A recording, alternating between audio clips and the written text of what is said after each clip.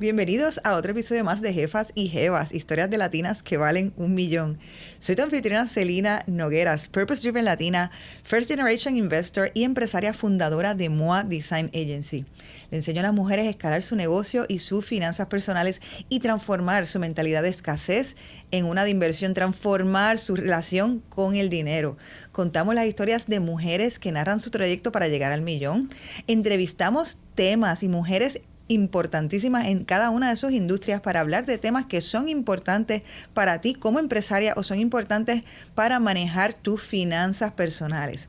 Mi misión es crear una red de 1,000,000 de latinas millonarias que puedan tener independencia financiera y puedan aprender a manejar el dinero.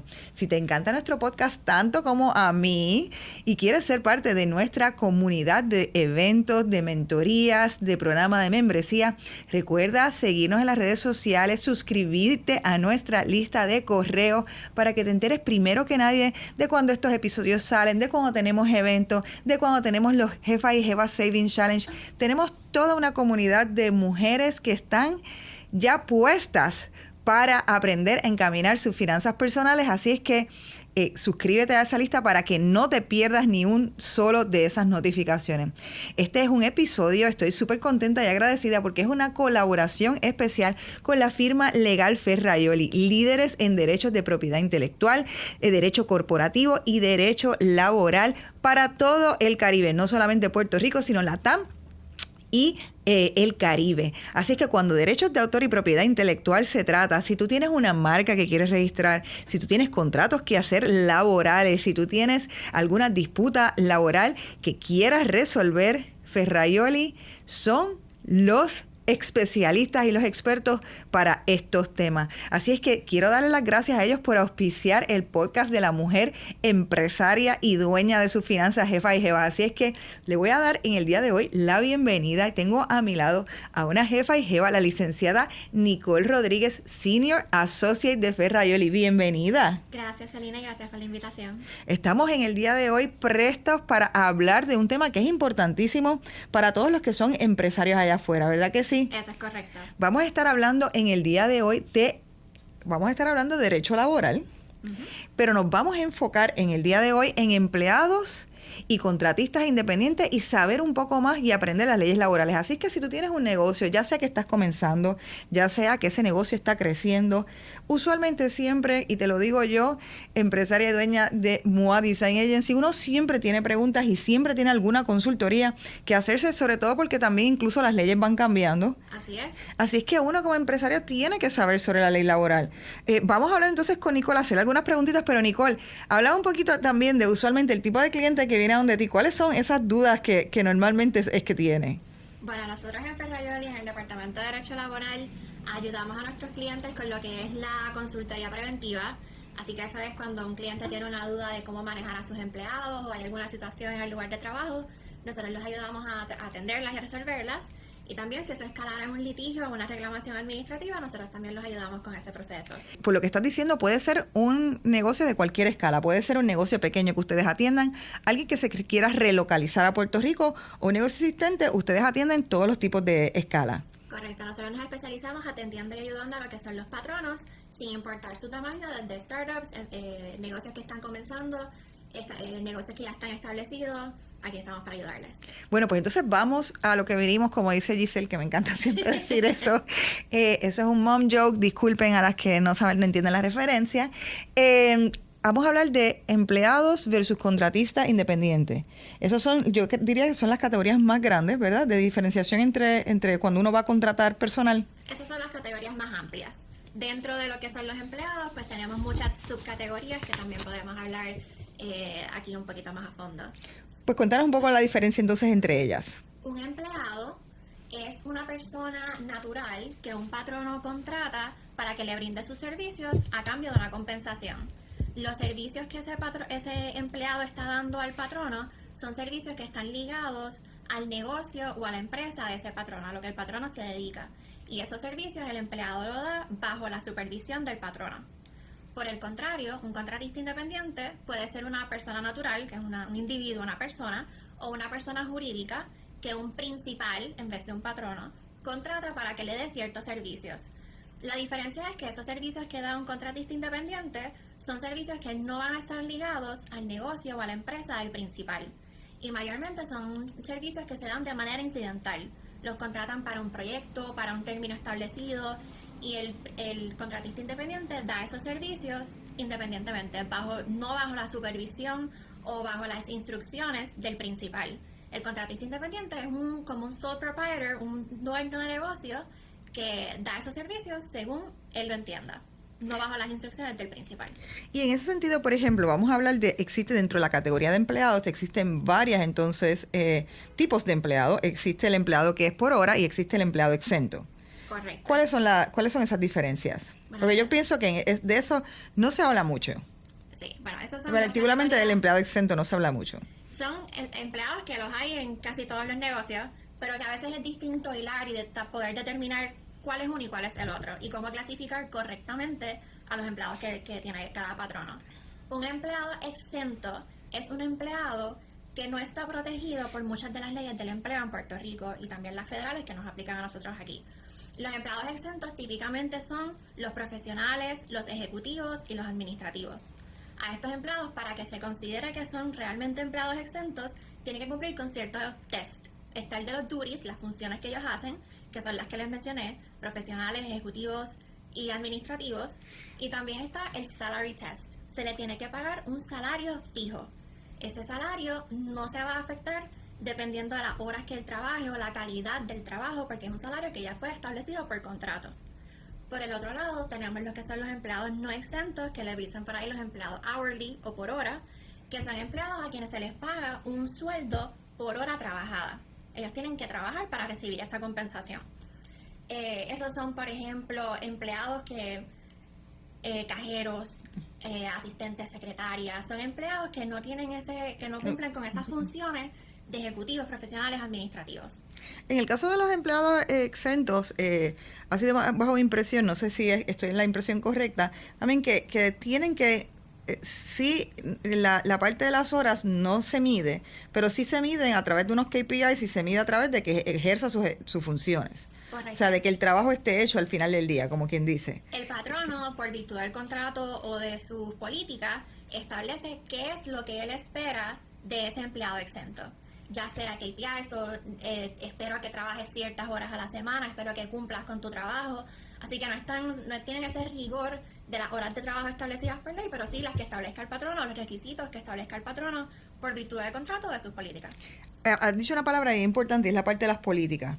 Entonces, las políticas entonces toman un papel importante. Entonces, cuando estamos hablando de este tipo de empleados, si es un negocio nuevo, qué tipo de políticas tú entiendes que son las más importantes que ellos tienen que estar estableciendo y que las tengan claras?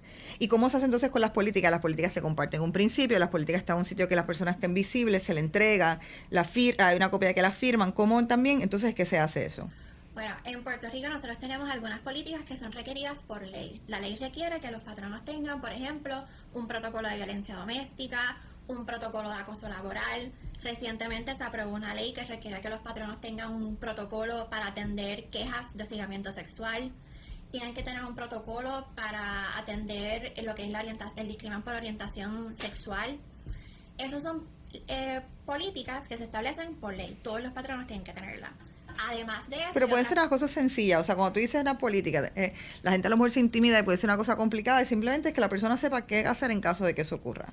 Bueno, en estas que te estoy mencionando que son requeridas por ley, la ley típicamente establece los requisitos mínimos con los que tienen que cumplir.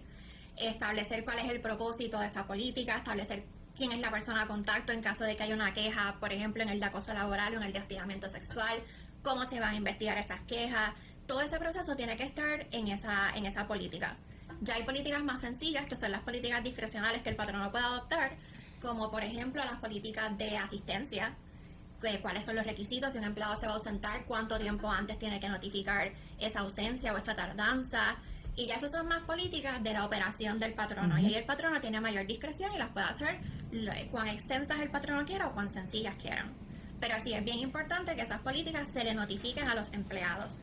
Y nuestra recomendación es que cuando se les notifique, se firme un acuse de recibo y de esa manera el patrono tiene evidencia de que le dio esa política al empleado, que el empleado tiene conocimiento de esa política, y así en caso de que hubiera alguna reclamación, tenemos esa evidencia de que había una política, la política estaba establecida, el empleado la conocía y tenía que cumplir con ella. Yo siempre digo que las cosas que no están escritas es un chisme de pasillo.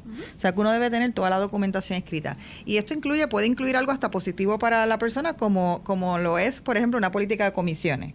De que esté por escrito, o sea, de que uno vaya teniendo, y yo creo que a lo mejor eso es, ¿verdad? Y viniendo también del trayecto empresarial, hay veces que cuando uno está empezando, está bootstrapping, ¿verdad? Pues a lo mejor desde que no está consciente de este tipo de cosas, y por eso es que hay que ponerse consciente, o si no, como que uno se va overwhelmed, ¿verdad? Porque uno está enfocado en sacar su producto, Claro.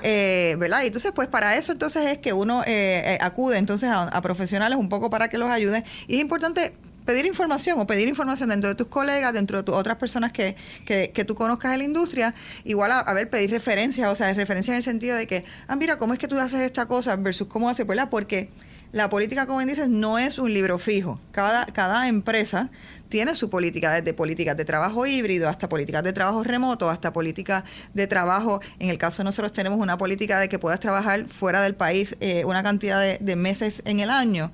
Pues entonces todo eso va a depender un poco del paquete de beneficios incluso que tú quieras ofrecer o del tipo de cultura que tú quieres que exista dentro de la empresa, pero que lo que es importante que estás diciendo es establecer esas políticas. Establecerlas, y si están por escrito, nos aseguramos de que, por ejemplo, se apliquen uniformemente, de que no haya después reclamaciones por discrimen, porque si tenemos una política de comisiones, pero no es una política que está por escrito, y a algunas personas les doy las comisiones de una manera y a otras de otra, pues entonces eso se presta para reclamaciones, versus si la tenemos por escrita, todo el mundo está claro en cuáles son sus derechos, cuáles son sus obligaciones y cuándo van a tener derecho a esa comisión. Exactamente. Cuando se factura, cuando es que... Exacto. Y evitamos la aplicación que no sea equitativa entre todo el mundo, que podría llevar a reclamaciones.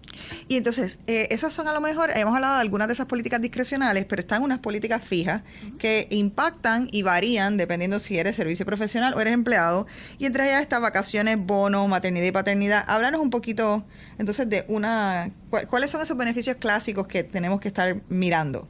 Lo importante aquí de resaltar, antes de empezar a cuáles son esos beneficios, es que un contratista independiente no tiene derecho a ninguno de estos beneficios. Los contratistas independientes no tienen derecho a vacaciones, enfermedad, al pago de bono de Navidad, porque esos son derechos que se reservan para los empleados.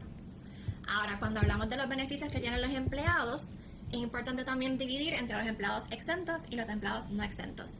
Los empleados no exentos son los que les aplican las leyes, como por ejemplo la ley 180, que provee para la licencia por vacaciones y la licencia por enfermedad. Estos empleados no exentos, los hourly, tienen derecho por ley a una licencia por vacaciones y enfermedad.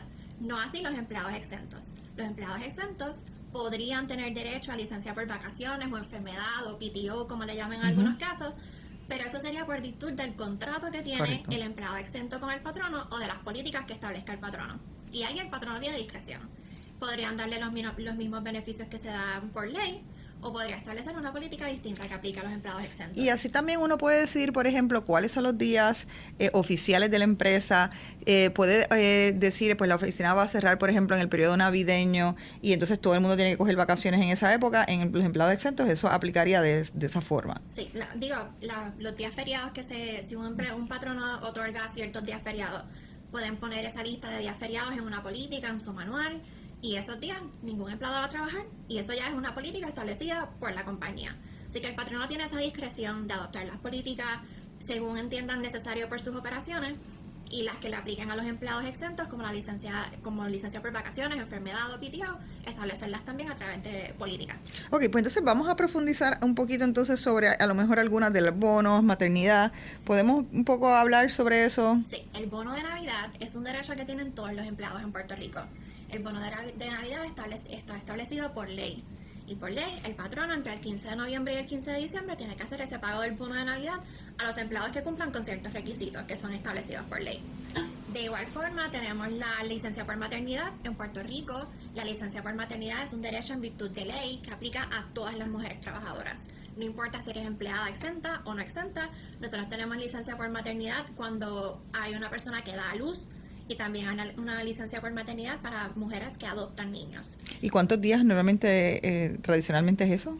¿O dentro de cuánto fluctúa? Son 8 semanas. Típicamente son 8 semanas, excepto en, por ejemplo, si una mujer adopta a un niño que sea menor de edad, que tenga más de 6 años, entonces es un poco reducida la licencia por maternidad. ¿Y paternidad todavía en Estados Unidos y en Puerto Rico eso no existe? Todavía no existe, los patronos la pueden otorgar discrecionalmente y actualmente hay ciertos proyectos ante la consideración de la Cámara de Representantes y del Senado que buscan que se cree por virtud de ley la licencia por paternidad, pero eso todavía no ha sido aprobado. ¿Y esto aplica a parejas del mismo género? Sí, aquí no hay discrimen entre... Aplica lo mismo de los 6 años versus... O sea, si a lo mejor adoptan un niño mayor de 6 años, no le aplica. Pero eso sí son mujeres. ¿Y si son hombres? Aquí eso es, nuestra ley habla es la ley de madres obreras, así que aplica solamente a mujeres. Si es una mujer que está en una relación de mismo sexo, le aplica la ley de igual manera, pero a dos hombres no. Aplica a los hombres, correcto. Wow. Interesantísimo. Sí. Ok, y entonces, bueno, hemos cubierto, y en términos de las vacaciones y enfermedad, ¿son 2 categorías aparte o es una, también se une, como estabas diciendo, en los empleados exentos? La licencia por vacaciones y la licencia por enfermedad se concede por virtud de ley a los empleados no exentos, pero el patrono las puede otorgar discrecionalmente a sus empleados exentos. Perfecto. Bueno, entonces yo pienso que lo único que nos toca por redondear es un poco qué es una mesada, ¿verdad? Y en qué tipo de empleados entonces aplica la mesada. Bueno, en Puerto Rico nosotros tenemos la ley 80, que es la ley que prohíbe el discrimen sin justa causa. Esa ley aplica a los empleados, no importa si son exentos o no exentos, pero tienen que ser empleados que se contrataron por un término indeterminado. Si es un empleado a término, un empleado que tiene un contrato de 1 año o 3 meses, no les aplica esa ley. Y esa ley lo que prevé es que si un empleado es despedido de su empleo sin justa causa, ese empleado va a tener derecho a una mesada, al pago de la mesada. El pago de esa mesada varía dependiendo de los años de servicio del empleado y de su salario. Hay una fórmula en la ley para determinarla, pero ahí no hay diferencia entre exento y no exento, le aplica a los dos, siempre que sean a término indeterminado. Y entonces ahí, ¿qué recomendación entonces, si tu cliente es uno de los patronos, qué recomendación si quiere, o el empleado no está haciendo su trabajo y quiere entonces... vamos a decir, terminar el contrato, que entonces ¿qué recomendaciones tú le das como cliente? Nuestra recomendación es que documenten. Cuando un empleado no está cumpliendo con sus funciones o está violando las políticas del patrono, nuestra recomendación al patrono es que documente esos incumplimientos, que tome las acciones disciplinarias que sean aplicables dependiendo de cuáles son los incumplimientos, de manera que cuando ocurra ese despido, si viniera una reclamación del empleado, el patrono tenga la documentación para sustentar que esa terminación fue por justa causa según se define en la ley. Y hoy en día estamos viendo por compañías gigantes que están habiendo los layoffs de 11,000 empleados. Estamos viendo noticias constantemente de que 11,000 empleados, 15,000 empleados, 10,000 empleados. ¿Cómo se diferencia esto? O sea, estas personas no fueron, un layoff no aplica igual a una persona que fue rescindida de su contrato.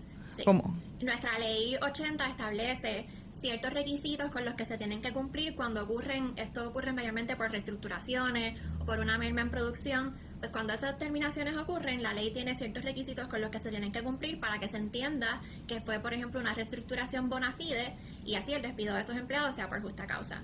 De nuevo, aquí la recomendación es documentación. Si es por una reestructuración, que esté documentada, de manera que el patrono, si viene una reclamación, se pueda defender. Y en el caso, por ejemplo, que si hay una merma de clientes y clientes que eran de esa, a lo mejor que trabajabas o sea, perdiste clientes que eran las cuentas donde tú trabajabas, en ese caso, o sea, si está perdiendo clientes porque tu servicio no fue efectivo, entonces eso conllevaría, ¿qué tipo de políticas aplican ahí?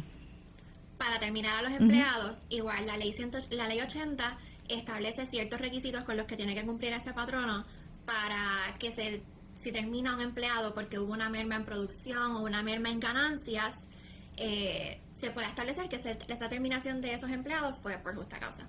Bueno, ¿y algún consejo final que quieras darle a las personas que nos están escuchando con relación a cómo creen sus políticas o qué decisiones tomen? ¿Qué recomendación le puedes dar de cosas que tú veas que son comunes? Mi recomendación sería que se eduquen, que tomen decisiones informadas, que busquen ayuda de un profesional cuando sientan que la necesitan y, como siempre, documenten todas las decisiones que vayan a tomar.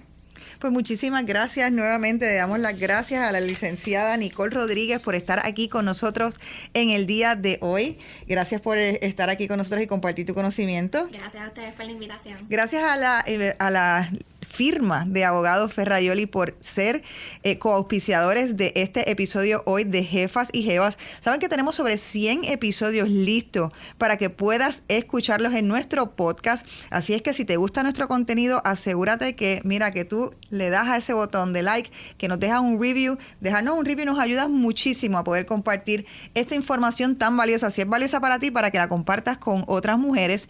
Y si te gusta saber más sobre el tema de independencia financiera, si quieres ser parte de nuestra membresía, de nuestros módulos de ahorro y de inversión, recuerda visitar nuestra página jefasyjevas.com para que te informes sobre nuestros eventos, actividades próximas que pueden interesarte y ser de mucho beneficio para ti. Así que nuevamente muchísimas gracias por escuchar otro episodio más. Recuerda que para nosotros en Jefas y Jevas la independencia financiera es un asunto de equidad de género, así que queremos que seas la jefa y jeva de tu vida y de tus finanzas. Muchísimas gracias.